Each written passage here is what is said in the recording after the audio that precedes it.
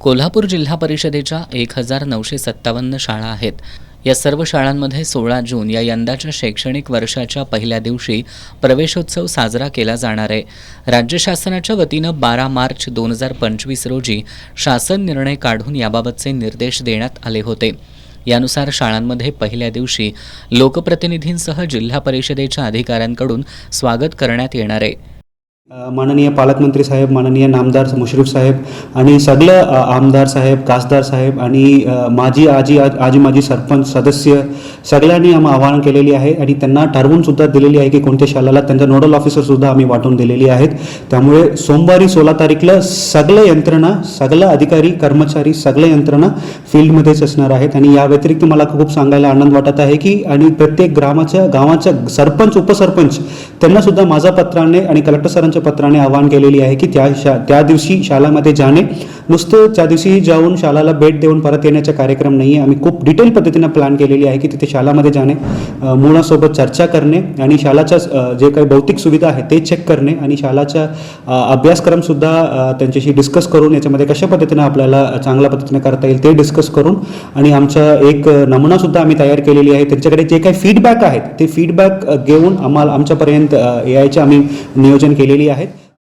सर्व शाळांना पुस्तकांचं वितरण करण्यात आल्यानं पहिल्याच दिवशी विद्यार्थ्यांना पुस्तकं सुद्धा मिळणार आहेत. जे आपलं पाठ्यपुस्तक वितरण आपण करतो, आपलं पाठ्यपुस्तक वितरण 100% पूर्ण झालेलं आहे. आपल्याला जे स्टेट लेवलवरून पाठ्यपुस्तकं आपल्याला जिल्हा स्तरावर प्राप्त होतात, जिल्हा स्तरावर प्राप्त झालेली पाठ्यपुस्तकं तालुका स्तर, केंद्र स्तर आणि शाळा स्तर, आपलं आज रोजी 100% पाठ्यपुस्तकं शाळा स्तरांपर्यंत पोहोचलेली आहेत. त्यामुळे पहिल्या दिवशी प्रवेशोत्सवाच्या निमित्तानं पाठ्यपुस्तकाचं वितरण होईल.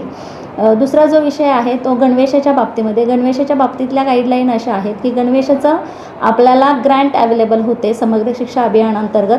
समग्र शिक्षा अभियानांतर्गत आपल्याला एका गणवेशाची ग्रँट आणि सॉक्स आणि शूजची ग्रँट आपल्याला उपलब्ध झालेली आहे. ही ग्रँट आपण तालुका स्तरावर पाठवलेली आहे आणि शाळा व्यवस्थापन समितीनं, मुख्याध्यापक आणि शाळा व्यवस्थापन समितीनं एकत्रित सभा घेऊन गणवेश खरेदी करायची आहे. गणवेश खरेदी करून आणि शूज आणि सॉक्स खरेदी करून मुलांना द्यायचे आहेत. त्याबाबत देखील आपण नियोजन केलेलं आहे आणि त्याचा आढावा आपला जिल्हा स्तरावरून सुरू आहे. जास्तीत जास्त विद्यार्थ्यांनी जिल्हा परिषदेच्या शाळांमध्ये प्रवेश घ्यावा यासाठी या उपक्रमाचं आयोजन करण्यात आलंय. या उपक्रमाच्या आयोजनाबरोबरच विद्यार्थ्यांच्या सर्वांगीण विकासासाठी जिल्हा परिषद प्रशासन कटिबद्ध राहील अशी ग्वाही जिल्हा परिषदेचे मुख्य कार्यकारी अधिकारी कार्तिकेयन एस यांनी दिली.